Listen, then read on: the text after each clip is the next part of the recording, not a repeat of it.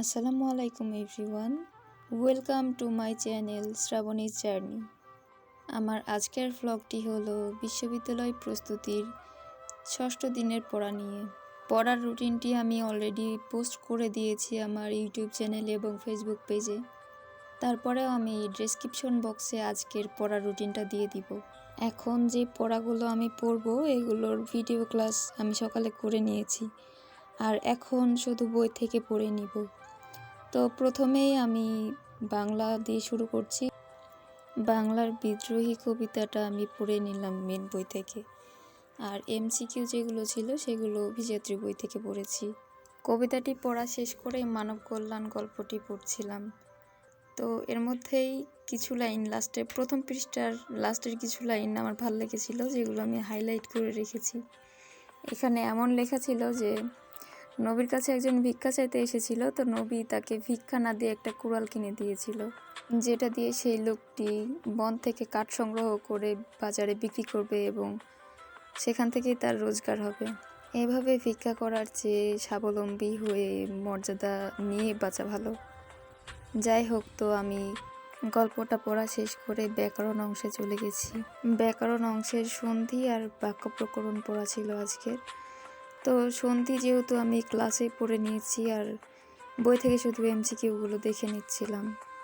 একইভাবে বাক্য প্রকরণ এটাও আমি ক্লাসে পড়ে নিয়েছি, বই থেকে শুধু চোখ বুলিয়ে নিচ্ছিলাম আর এমসিকিউগুলো প্র্যাকটিস করছিলাম।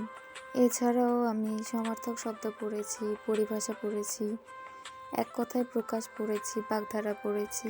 সবগুলো পড়ার ভিডিও নিলে ভিডিওটা অনেক বড় হয়ে যাবে এবং আমার অডিয়েন্স একটাও থাকবে না, এজন্য পুরোটা সম্পূর্ণটা আর কি ভিডিওতে রাখিনি। তো বাংলা আর ব্যাকরণ পড়া শেষ করে আমি জিকে পড়া শুরু করেছিলাম। জিকেতে আজকে 1947 থেকে 1971-এর ইতিহাস পড়া ছিল।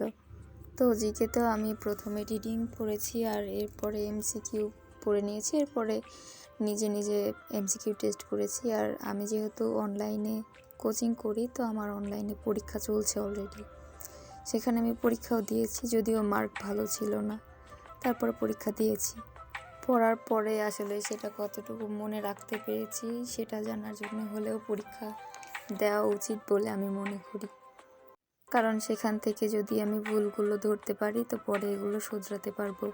আর আমাদের মেন পরীক্ষাতে যাওয়ার আগে ডেইলি কয়েকটা পরীক্ষা দিয়ে নেওয়া ভালো, নিজেকে যাচাই করে নেওয়া ভালো। যদি ভুল হয় কোনো কিছু বুঝতে বা কোনো কিছুতে, তাহলে সেগুলো আসলে আমরা বুঝতে পারবো, নিজের ভুলগুলো ধরতে পারবো এবং সেই ভুলগুলো আর করব না। তো আমি আমার জিকে পড়া শেষ করে ইংরেজি পড়াটা শুরু করেছিলাম।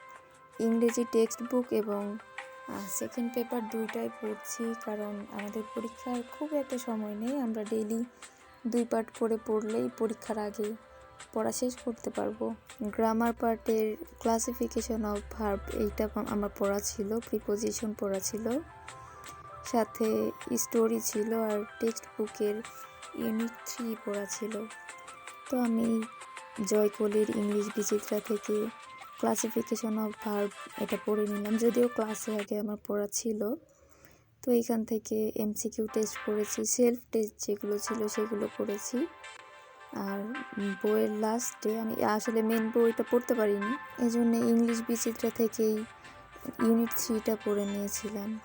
তো আজকে আমার পড়া এটাই। আপনারা যদি ফলো করতে চান ফলো করতে পারেন। তো সবাই ভালো থাকবেন, সুস্থ থাকবেন, আবার দেখা হবে। আল্লাহ হাফেজ।